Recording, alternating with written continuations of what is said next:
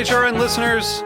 As we celebrate our 15th year, we are deepening our commitment to giving voice to the next generation of food systems storytellers, and we need your help. Our internship and fellowship programs help activate new possibilities for underrepresented and underestimated young people through experiential journalism, audio engineering, and production training. Through these unique programs, HRN helps food equity stewards build essential workforce readiness skills that expand their potential and foster economic mobility. Please consider supporting these critical programs. And with a minimum donation, you can be entered to win a dinner for two at an amazing restaurant in one of 8 cities and tickets to a concert at a great venue in one of those cities. We have incredible partners across the country who have donated, as they also share our passion for helping to educate the next generation of food systems storytellers. Check out heritageradionetwork.org/15 to donate and enter to win today. That's heritageradionetwork.org/15 to donate and enter to win today. And make sure you donate before March 31st. Thank you. Today's program has been brought to you by White Oak Pastures, a 5-generation Georgia-based beef and poultry farm determined to conduct business in an honorable manner. For more information, visit whiteoakpastures.com. You're listening to Heritage Radio Network, broadcasting live from Bushwick, Brooklyn. If you like this program, visit heritageradionetwork.org for thousands more.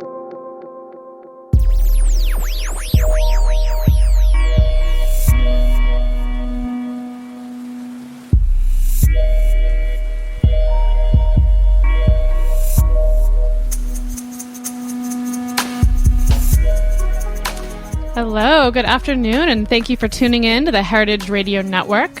We, as always, are live from Roberta's Pizza, and you are listening to The Farm Report. I'm Leah Eden. I'm a guest hosting for today. And this afternoon, we have Laura ten Eyck on the phone. She's been on the network before in her capacity at the New York State Office of the American Farmland Trust. But today, we invited her on to talk a little bit about sustainable hop production in the Northeast. Welcome, Laura. Hi, thanks for having me. Of course. It's nice to have you on with a different hat today. That's right. So Laura and her husband, you guys are hop farmers at Heidelberg Hop Farm in upstate New York. It's actually pronounced Helderberg Hop Farm, but yes. Helderberg. Oh, okay. And you're working on a book about regional hop production. So we've got all sorts of fun stuff to talk about today. So before we kind of get into our region, the Northeast, our history with hop production, I'm wondering if you can give us kind of a quick understanding. I think probably a lot of our listeners are familiar with the term hops. Those of us who may have consumed a beer or two in our life know that there is some relationship there. It's the flavor agent, but kind of give us a brief understanding of what role the hop plant plays in brewing beer. Okay. Well, way back when people first started brewing beer, they didn't use hops. They used other types of herbs to flavor the beer. And then around about, 1100, 1200, they started experimenting with hops and found that hops have two things. One is they add flavor to beer, and they also are antibacterial, so they act as a preservative. And including hops in beer makes the beer keep longer. So this allowed people to start producing beer in larger quantities and shipping at greater distances. So it kind of gave rise to the commercial beer industry. A hop is basically, it's a vine. It's actually called a bine with a B because of the way it grows, because of the way it climbs.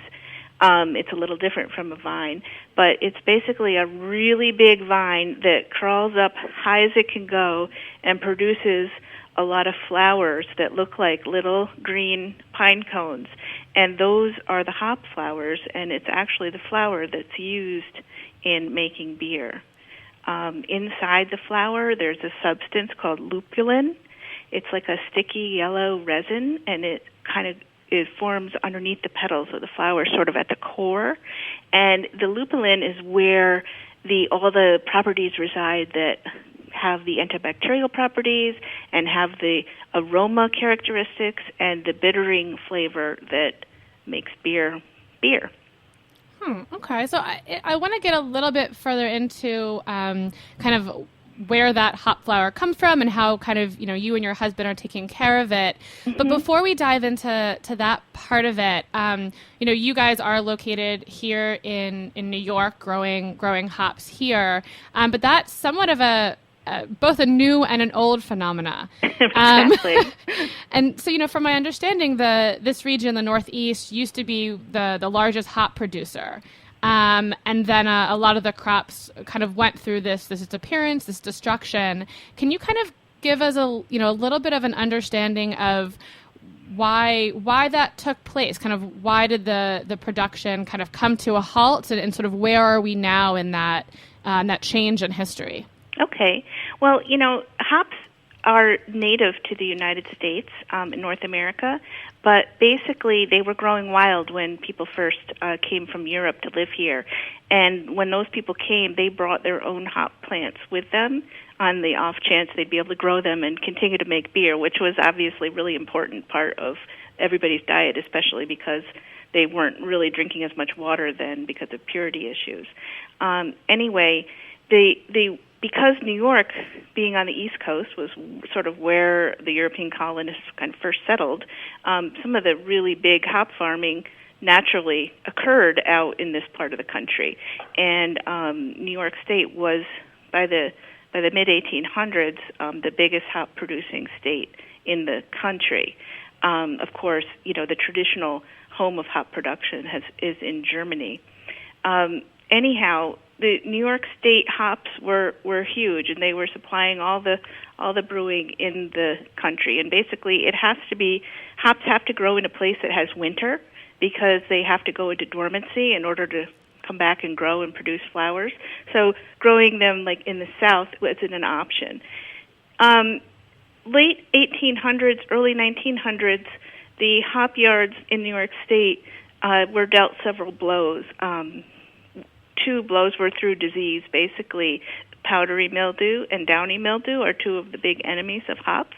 And infestation started in the hop yards and weakened the hops, in some cases, killing them, destroying them. At the same time, Prohibition was coming into play, so there was reduced beer production going on. And as people were moving out west and had strongly settled out west, they began to grow hops in California and Washington and Oregon.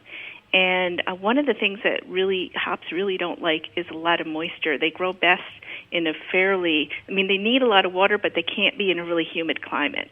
And so because there's parts of Oregon and Washington, for example, in the Yakima Valley, that are actually fairly arid, the hops took off there. And the problems with disease, because the area was drier, were not as significant. So they basically took over the market, and the hop production completely stopped in New York State, essentially.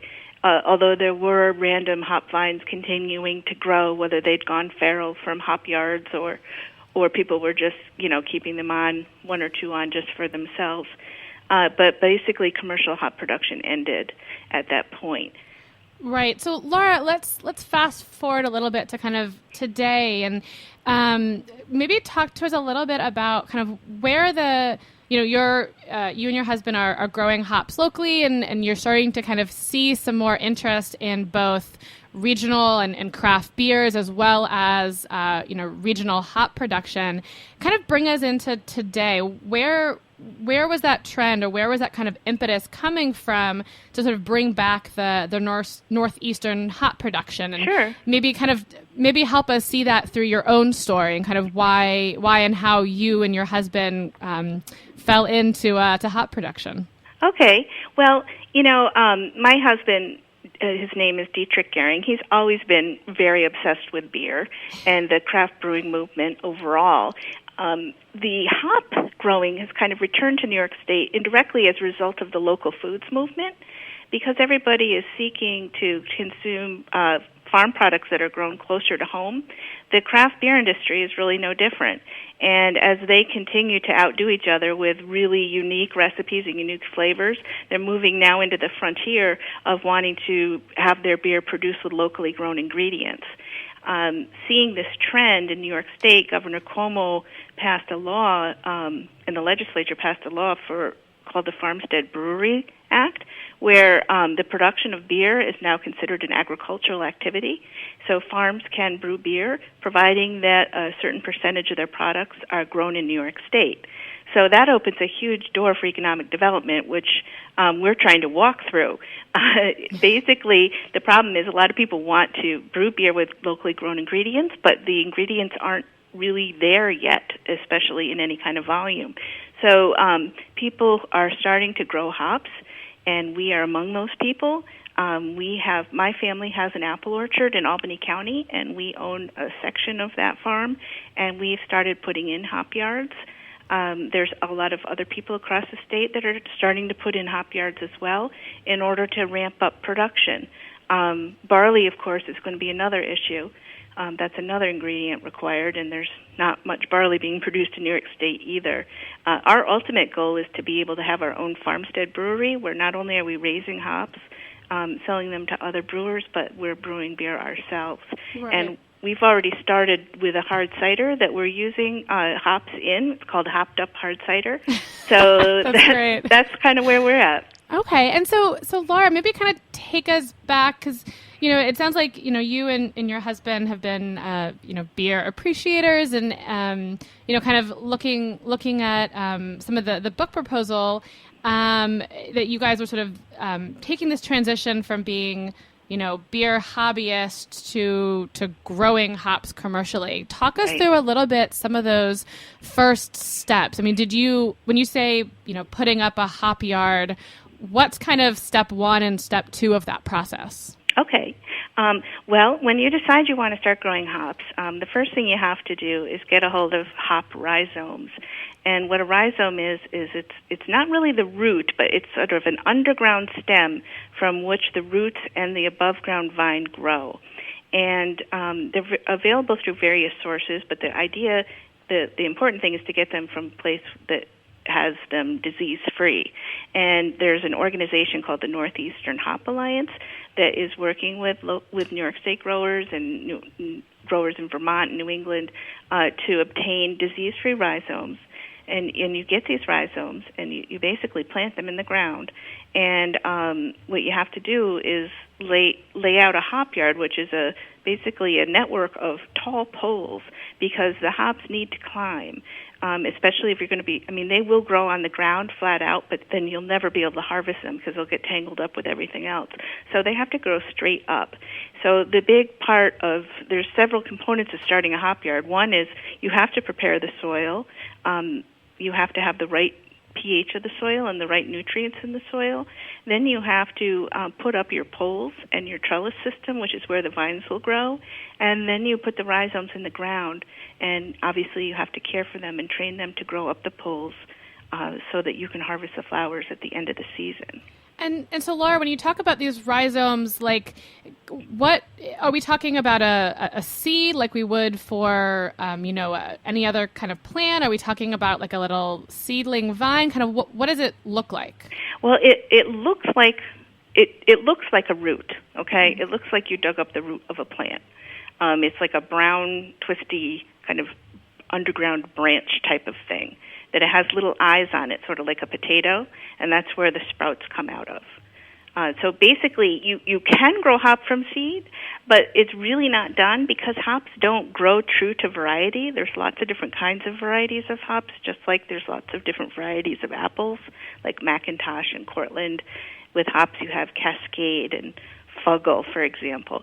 So, but when male and female hop plants pollinate, the seed that gets produced in the flowers isn't necessarily going to produce the same kind of plant that its parents were. So basically, people try to keep male plants out of the hop yard and propagate only female hop plants and do that only from the roots.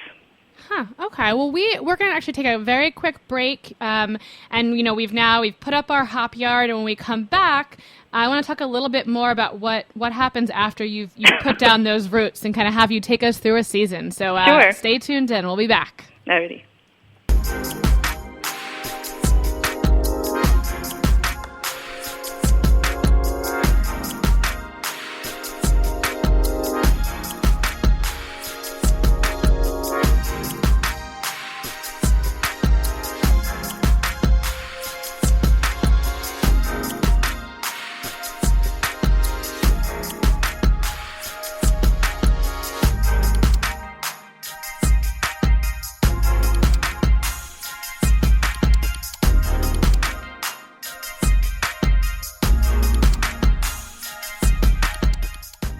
White Oak Pastures is the only farm in the United States that has its own USDA-inspected red meat abattoir or slaughterhouse and its own USDA-inspected poultry abattoir or slaughterhouse. We partner with Whole Foods to deliver our high-quality meat and poultry from Miami, Florida, all the way to Princeton, New Jersey.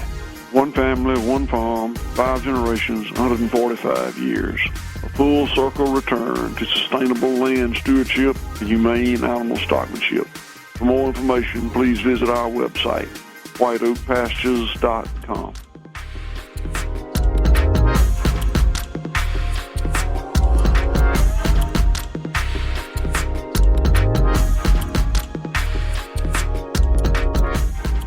Great. Well, you are tuned into the Heritage Radio Network. We are still live from Roberta's, and you are listening to the Farm Report. I'm Leah Eden. I'm guest hosting for today. We've got Laura Ten Eyck on the line, and we are talking about growing hops. So, Laura, you've taken us to the place where we have we've planted our rhizomes, and kind of before we get to the next stage, give me a sense of what kind of land, like how much land are we talking about? Kind of what sort of the size of production that we have here? How many of these little rhizomes have you planted, and kind of where does that take you at the end result? Okay. Well, because hops grow so high, I mean, they grow like 18, 20 feet tall, they don't necessarily take up a lot of room on the ground. We're talking about having, right now we have a 3-year-old planting of 100 hops on 1/10 of an acre. And we also have another half an acre that contains another 500 hop vines growing. So to get the full acre, we're going to be putting in, a full acre has about 1,000 hop plants growing on it. Okay, and so you've sort of described this vine, and I haven't seen a hop plant, but I sort of have like a vineyard in my mind to some degree. Yeah, it's like a vineyard for giants. For giants. I mean, did you ever see Jumanji? The scene when the vine comes growing all through the house, and it's like this ultra super vine. That's what the hop vine is like. It's this crazy fast growing plant. It can grow like as much as a foot a day. Oh my goodness. And it becomes, not only does it become very tall, but it becomes very bushy. So, one of the big challenges is once you get this sort of little vine starts to come out of the ground, and actually a lot of little vines start to come out of the ground, and what you have to do is pick the strongest, best-looking one, choose that vine to start to train up your trellis system, and then you cut back all the others and try to get the plant to put all its energy into growing this one vine. So basically it grows up a string that's hanging sort of suspended horizontally from the tops of the poles, from a wire at the tops of the poles. And it grows up the string, and it starts putting out all these side branches, and those are where the flowers start to form. And that usually happens midsummer. And then the flowers become fully developed around the end of the summer, end of August. And that's when your real problems start, because now you have to pick them. And they're very high up in the air. And it's most commercial hop farms, big ones, have mechanical hop harvesters. So what you do is you cut the vine down and you feed it through this mechanical harvester, which is basically got these little rubber fingers that sort of strip the flowers off of the vine. Unfortunately, we don't have that yet, and nor do most people in New York. Only a couple people do, right, because we're still in the infancy. So all those flowers have to get picked off the vine by hand. Okay, Laura, and I want to talk a little bit about the harvesting, because it's a pretty interesting process. But before we get into that, you kind of painted a picture of the what you're actually planting in the ground. But can you kind of give me an image of, if I had like a hop flower in my hand midway through its season, and then when it's ready to be harvested, what does it look like? What does it feel like? How big is it? Okay, well, when it starts to sort of bud, they call it a burr, and basically it's like a little green ball. It's it looks sort of like not like a burdock, but it's about the size and shape of a little burr, and as it develops, it becomes longer. And the best thing I can compare it to is a pine cone, because the petals, it's sort of formed in the shape of a pine cone, where the petals, instead of being like a daisy petals, they really kind of lie flat along a central axis, so that it is they're more like scales, if you can envision what I'm talking about. Mm-hmm. And the thing that's really striking about the hop is the color. The whole flower is bright green, like a bright lime green. It's almost doesn't seem like a color that could exist in nature. It's sort of a day glow color. And the petals sort of feel like paper, like tissue paper. And as the hop grows, the flower gets larger, but it also, the petals develop more, and when it's really ready to pick, it actually seems quite dry and springy. And the real trick is to pick it at the right time, not pick it too early. Mm-hmm. And if you miss your chance and it gets to be too late, it loses all its value. So as someone who's growing hops, what are you sort of looking for to signal to you that it is that right time? Well, this is something we're learning because, we're not experienced hop growers. This is only our third year, and I think last year we ended up picking our hops too early. It's the kind of thing that it's got to be the right moisture, and there's definitely resources available to help you calculate what the moisture level is in the hop. But it's also very intuitive, where you have to be able to, it's tactile. You have to be able to squeeze it and sense the certain appropriate springiness and dryness to it. And then you also have to be able to smell it. And the hops have a very, very strong, that smell of beer that's really bitter and strong, especially in the very hoppy beers. The hop flowers smell like that. But there's various subtle gradations of that smell. So you have to be able to identify the perfect smell and the perfect time and say, now it's time to harvest, and not screw it up. Right. And then so when it is time to harvest, tell us a little bit about how they're harvested. What's that process from harvesting to selling to either, a brewery or perhaps to making yourself? Are we using hops just fresh as they are? Is there like a drying or a process? What kind of happens then? Like with everything, there's an array of things. Okay, when you determine it's time to pick and you pick the flowers, of course, if you have the harvesting machine, that's one thing. If you don't, you're just basically picking them off of the vine by hand. And then brewers will make a seasonal beverage that is wet, what they call wet hopped. So they can take the green hops when they're still moist before they've gone through any kind of drying or curing process, and they can use them to make beer. And it's called a wet hopped ale, and it's a really cool thing, and it's sort of highly seasonal and very fleeting. The thing that's tricky for the hop farmer is, in order to provide a brewer with wet hops, you've got to pick them and transport them quickly, because if they sit in any kind of quantity in any kind of a container, they immediately start to break down and sort of ferment. Like if you have a big plastic bucket and it's filled with hops and you've just picked them, if you stick your hands in there after they've sat there for about an hour, it'll feel hot and steamy in there. It's almost like trying to bale wet hay and put it in a barn. You just don't want to do it. So a lot of times what the brewers will do is they'll send their own people from the brewery out to the hop yard. They'll pick all the hops and they'll bring them back to the brewery, and they'll right away make the wet hopped beer. For hops that have like a longer shelf life, they have to be dried, and that's quite a process in and of itself. They have to be kept at a certain temperature, like 120, 130 degrees. There's a lot of controversy about what temperature it should be and what the end product's going to be like, because different characteristics are enhanced or limited by drying conditions. You have to dry them, and then they can use them. Basically, you would put it in vacuum-sealed bags, and if you put it in the freezer, they'll keep for a long time like that, and the brewers can use them at any point. For really large-scale production, hop flowers, once they're dried, are sent to a pelletizer, and they're made into pellets, sort of look like rabbit pellets or grain that you would feed an animal. It's like a little green cylinder.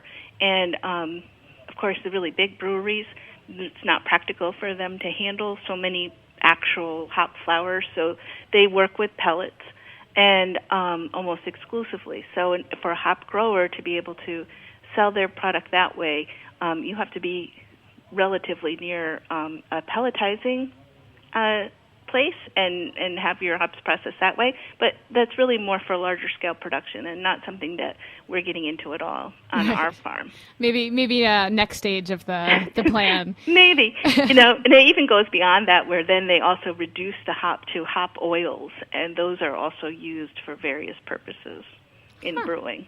Okay. Well, Laura, you also talked about how, you guys are relatively kind of new at growing hops. You've been around for about 3 years. Mm-hmm. I'm wondering if you can talk a little bit about, especially for hop growers in the Northeast, since it is kind of a, just kind of starting to pick up again. What are some of the resources that are out there or not out there? I'm kind of wondering at what point you decided it would be useful to actually write a resource about this, to write a book about the history and your experience growing hops. Mm-hmm.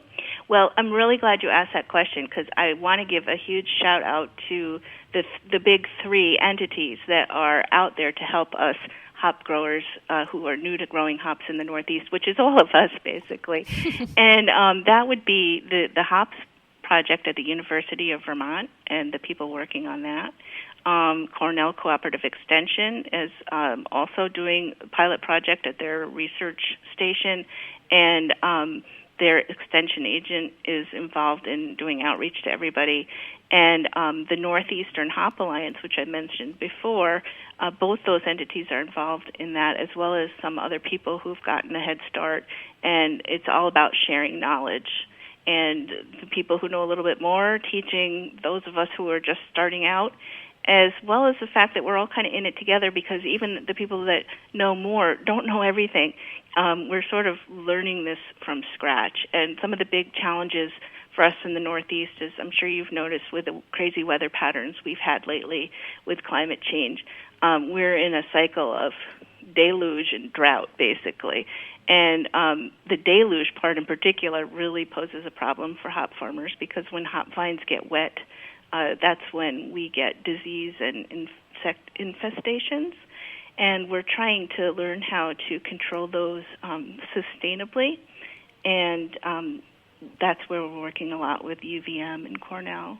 Right. Okay. And we're almost out of time. But Sure. One of the things that I did want to kind of get a sense from you is what when you say sustainable hop growing, with the hop production, kind of what does that mean? Is that certified or organic? Are there different kind of markers for hops as a specific crop? Mm-hmm.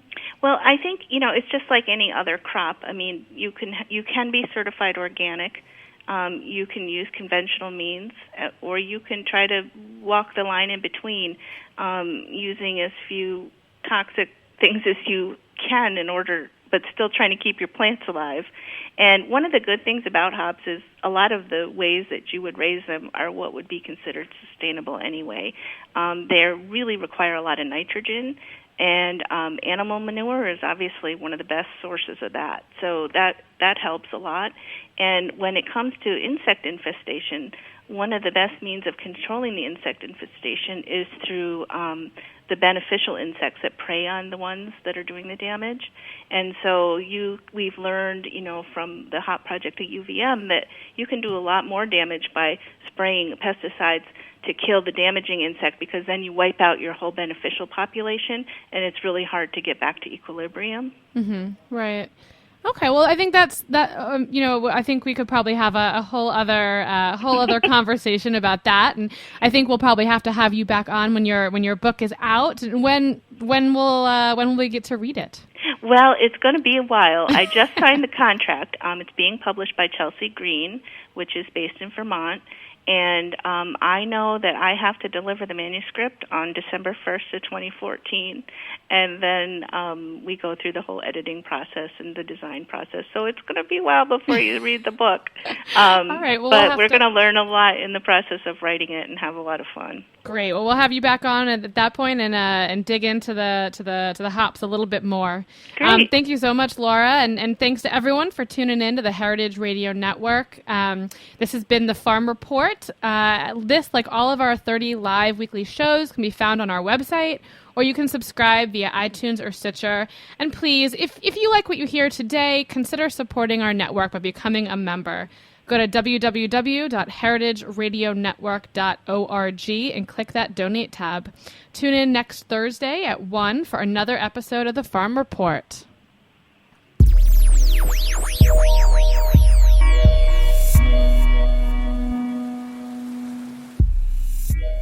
Thanks for listening to this program on heritageradionetwork.org. You can find all of our archived programs on our website or as podcasts in the iTunes Store by searching Heritage Radio Network. You can like us on Facebook and follow us on Twitter at @heritage_radio. You can email us questions at any time at info@heritageradionetwork.org. Heritage Radio Network is a nonprofit organization. To donate and become a member, visit our website today. Thanks for listening.